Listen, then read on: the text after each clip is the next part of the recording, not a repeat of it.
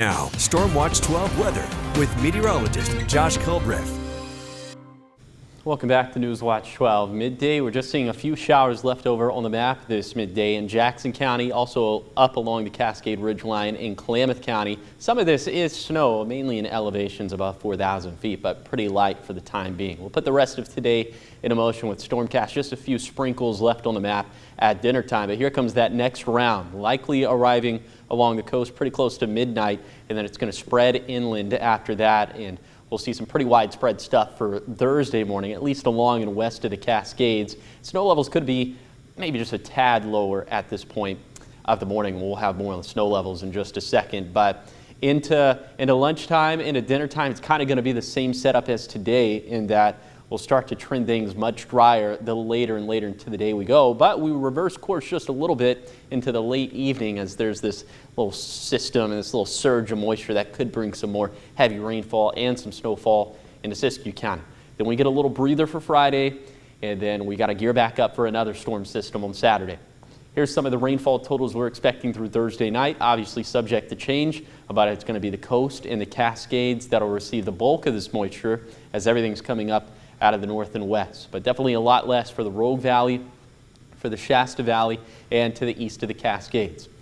Now on to snow totals, or excuse me, snow levels, and we'll get to potential snow totals here in just a second, but snow levels between 3,500 feet to 4,000 feet for today, and then spanning from 3,000 to 5,000 feet for tomorrow. So the bulk of the most tangible snowfall totals, here they are by the way, it's going to be up above 5,000 feet. So places like Diamond Lake, Lake of the Woods could see anywhere between 2 to 6 inches of snow. Some of our passes in Siskiyou County and in Klamath County and in Lake County could see a couple inches of snow, maybe also a couple inches for Siskiyou Summit, but this isn't going to be all that impressive through Thursday night. But again, more storm systems to come, and that narrative will switch up as we get closer and closer to that. But for today, seasonal temperatures, it's going to be cold out there. We'll have winds gusting out of the west and northwest upwards of 20 miles per hour. That would mainly be outside of the Rogue Valley. And then for tonight, winds calm down for the most part, although they could still be gusting upwards of 20 miles per hour up in the Cascades. Other than that, it's going to be cold, below freezing for Klamath County, Lake County, and Siskiyou County. So that's where you'd have to tend to the outdoor pets, plants, and plumbing. Overall, we'll have moderate impacts for today and tomorrow, a little breather for Friday, but here's that next fairly significant storm system for Saturday. We're going with high impacts for this one, as this looks to be a wetter storm system.